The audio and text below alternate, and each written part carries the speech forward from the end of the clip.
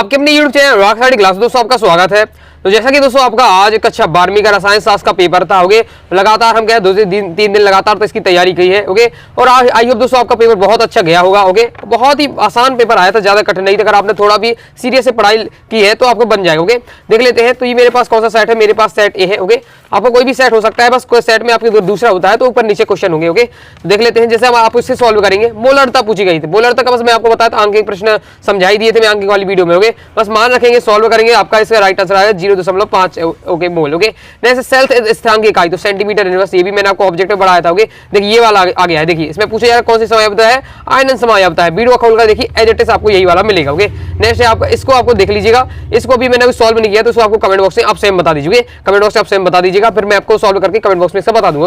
मैंने सॉल्व नहीं किया इसलिए मैं आपको नहीं बता रहा हूँ कि सॉल्व करना पड़ेगा। नेक्स्ट निम्नलिखित एंजाइम माल्टोज को ग्लूकोज में परिवर्तित करते हैं तो आपका माल्टेज इसका राइट आंसर हो जाए। नेक्स्ट हमारा एल्डिहाइड अल्फा हाइड्रोजन की प्रकृति, अल्फा हाइड्रोजन की प्रकृति तो अल्फा हाइड्रोजन है तो आपका यहाँ अम्लीय प्रकृति होगा, ओके। आगे देख लेते हैं हम।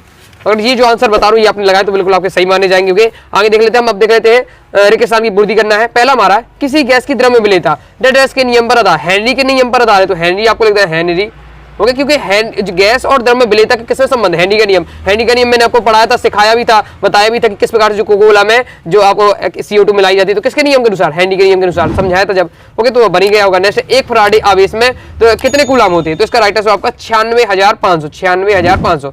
अब ये वाला जो मैंने आपको समझा था ये मैंने फिजिक्स में समझा था, अब देखिए आपको केमिस्ट्री में लगे, ओके। नेक्स्ट आवा EDTA तो इसमें एक लिगेंड है तो आज मैंने ऑब्जेक्ट की 3 से 4 वीडियो डाली है, सारी वीडियो में आपको ये बताया था, ओके। EDTA कैसे आपका षष्ठ दंतुर लिगेंड है, ओके। षष्ठ दंतुर इसका आपका राइट आंसर हो जाए तो षष्ठ दंतुर आपको इसमें लिख देना, ओके। ये देख, अगर बहुतंत्र भी लिखा है तो भी आपको नंबर मिल जाएंगे, ओके। लेकिन षष्ठ दंतुर आपका एकदम आपको तुरंत नंबर मिलेंगे, ओके। नेक्स्ट है आपका 2,4,6 ट्राइनाइट्रोफिनॉल आपका क्या है, पिकरिक अम्ल कहलाता है, ओके। इसे हम क्या कहते हैं, पिकरिक अम्ल कहते हैं। अब ये मैंने कहा बताया, जब मैंने आपको बताया था कि फिनॉल को आप निम्न में कैसे परिवर्तित करेंगे 2,4 नाइट्रो आपका इस प्रकार से, ओके। तो तब आपका देख लेते हैं, ओके। तो यहाँ आपको लिखना है पिकरिक अम्ल, ओके। पिकरिक अम्ल आपको लिख लेना है इसमें, ओके। किस पर, पिकरिक अम्ल, ओके। आगे देख लेते हैं। नेक्स्ट हमारा इस प्रकार से जी अभिक्रिया को पूर्ण करना था तो जब इसमें आप क्या है NH3 की क्रिया कराएंगे, NH3 की क्रिया कराएंगे तब आपको ये प्राप्त होगा। नेक्स्ट है मेथिल एमीन, एथिल एमीन से क्या कम क्षारीय है, ओके। कम क्षारीय, ओके। क्षारीय वाला मैंने आपको वीडियो क्वेश्चन आंसर था उसमें मैंने आपको सब समझाया था, ओके। एकांकी इलेक्ट्रॉन की कारण ये सब होता है, ओके। नेक्स्ट हमारा 70 से देख लेते हैं। अभिक्रिया की दर इकाई mole litre inverse centimetre inverse होती है, आपको बिल्कुल 7 हो जाएगा। अभी मैंने आपको पहले बताया कि दोस्तों आपको क्या है सबकी आपकी इकाई जरूर तैयार कर लीजिएगा। नेक्स्ट है लेंथिनाइड, एक्टिनाइड की तुलना में अधिक क्रियाशील होते हैं तो ये आपका 7 हो जाएगा, 7 है हमारा ये दूसरा, ओके। नेक्स्ट है फिनॉल को कार्बोलिक अम्ल भी कहा जाता है तो ये हमारा क्या है 7 हो जाएगा हमारा। नेक्स्ट हमारा हाफमैन ब्रोमाइड अभिक्रिया द्वारा प्राथमिक एमीन बनाए जाते हैं तो चौथा हमारा क्या हो जाएगा, चौथा भी हमारा क्या है 7 हो जाएगा, ओके।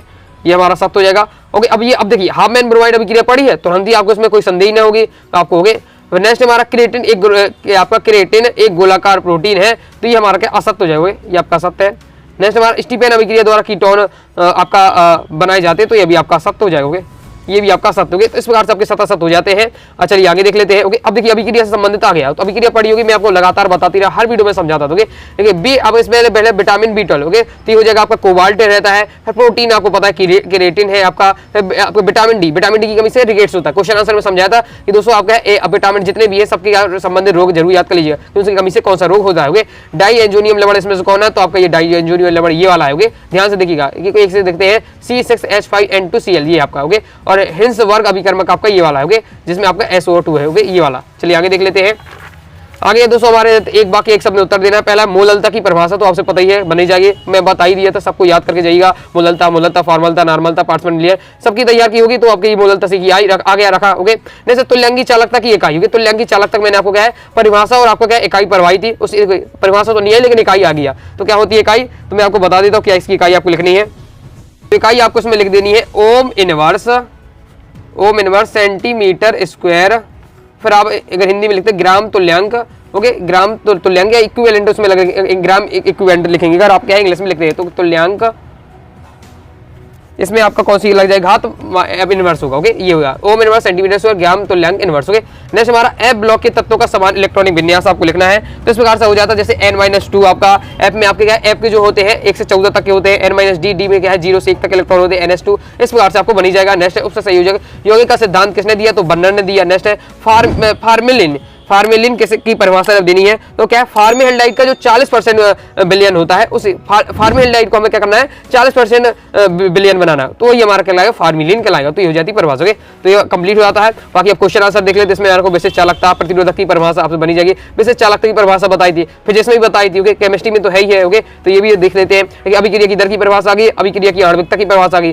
अंतर मैंने तो बता समझाया था, तभी मैंने आपको दोनों की आपको परिभाषा समझाई थी। नेक्स्ट हमारे यहाँ आ जाता है आपका, देखिए इसमें आपको ये बताया था संक्रमण धातु है परिवर्ती ऑक्सीकरण संख्या प्रदर्शित करते, क्यों समझाया भी था मैंने, आपको चित्र बना के दिखाया भी था किस प्रकार से इलेक्ट्रॉन बाहर जाते हैं। वीडियो जाकर आप स्वयं देख सकते हैं अभी भी। नेक्स्ट देखिए, ये तो बताई था, फिक्स रहता है भैया इसका कि आईयूपीएसी नाम उससे संयोजी योग का आईयूपीएसी नाम आता ही आता है। ओके, तो मैंने आपको हर वीडियो में ये समझाया था। अब आपने मैं आपको गाइडेंस दे सकता है, बता सकता हूँ, याद तो आपको करना ही है, पढ़ना तो आप ही करता होगे। नेक्स्ट में आपको क्या है, आयन समय तो बताई थी, इसमें आयन समय बताई भैया, ये संकुल आयन आ गया, जटिल आयन आपकी परिभाषा आई। होगी इसके बाद दोस्तों आपका डी आपका आ गया, दो उपयोग आ गया आपका। इसमें देखिए एल्किल हैलाइड की अमोनी अपघटन रासायनिक समीकरण। अब मान लीजिए ये नहीं बनता तो ये तो बन जाता भाई युग्मन अभिक्रिया पूछी गई, युग्मन अभिक्रिया। ओके, युग्मन अभिक्रिया डायरेक्ट इसमें पूछ ली गई है। इसके बाद देखिए ये मैंने आपको इसमें बताया था, व्यंजक लिखिए कि शून्य कोटि की रासायनिक अभिक्रिया अर्धायुकाल के मान अभिकारक की प्रारंभिक सांद्रण के समानुपाती होता है। ओके, तो इसलिए देख लीजिए अभी ये डी ब्लॉक के तत्वों की परिभाषा आई है और आपकी विशेषता लिख दी थी। भाई ये डी ब्लॉक और एफ ब्लॉक के तत्वों में जो अंतर पड़ा होगा तो अब तो अंतर जो समझाया तो वही आपको इसमें लिख देना था। ओके,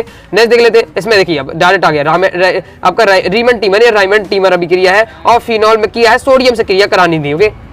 ओके, और इसके बाद दोस्तों क्या है, इसके बाद ये तो थोड़ा कठिन था, ये आपकी डायरेक्ट अभिक्रिया आ गई थी आपके लिए। ओके, नेक्स्ट देख लिए आवश्यक अनावश्यक एमीन में आपका एमिनो अम्ल में आपको उदाहरण से आपको समझाना था। एंजाइम आगे देखिए, एंजाइम मैंने आपको बहुत ही बेहतरीन तरीके से आपको बताया था, एंजाइम उदाहरण से आपको समझाए थे। ओके, इनको उपयोग भी बताए थे। इसके बाद देखिए ये आ गया हिमांक अवनमन आ गया परिभाषित, और इसके आधार पर विलेय के अणुभार को निर्धारित करने के लिए आ गया कोलास के नियम। भैया ये दो अनुप्रयोग आ गया। ओके, कोलास के नियम जब मैंने बताया, कोलास का नियम दो अनुप्रयोग, और इससे संबंधित न्यूमेरिकल पूछ लेगा तो इस बार ये अच्छा हुआ कि ये न्यूमेरिकल नहीं है, न्यूमेरिकल से आप बच गए, नहीं तो ये इसके साथ साथ न्यूमेरिकल ही पूछ लेता, लेकिन न्यूमेरिकल नहीं पूछा, बढ़िया रहा। ओके, तो आपको ये बनी गया होगा। नेक्स्ट आप देखिए क्लोरोफॉर्म का और वुड्स फिटिंग अभिक्रिया भी देख सकते हैं आप, अभिक्रिया भी कैनिजारो अभिक्रिया, रोजनमुंड अभिक्रिया, सब मैंने आपको बताया था, सब समझाया था, आप वीडियो जाकर देख लीजिए, अभी भी डली हुई है, सब आपके 2 नंबर में समझाया था। ओके, तो ये आपको कठिन हो जाता तो ये नाम वाली तो आपको डायरेक्ट रखी हुई थी अभिक्रिया के। देखिए 10 से 15 नंबर के मैंने आपको बताया था अभिक्रिया से आता है, तो देखिए आइए ये अभिक्रिया मिल गई। ओके, अभिक्रिया के अलावा ज्यादा दम धड़ाका है नहीं है। ओके, अभिक्रिया ही अगर आपने पढ़ ली होगी तो फिर तो आपसे पूरा आपको क्या स्कोर कर पाएंगे। तो आपके कितने नंबर आने वाले हैं इस रसायन शास्त्र के पेपर में, कमेंट बॉक्स में दोस्तों जरूर बताइएगा। तो आई होप दोस्तों आपको वीडियो पसंद आएगी, वीडियो लाइक करें, शेयर जरूर करिएगा। कोई दोस्तों डाउट आता है कमेंट बॉक्स में जरूर पूछिएगा। टाइम चलो जान लीजिएगा, इंस्टाग्राम फॉलो कर लीजिएगा। मिलते हैं नेक्स्ट वीडियो में, तब तक के लिए बाय बाय।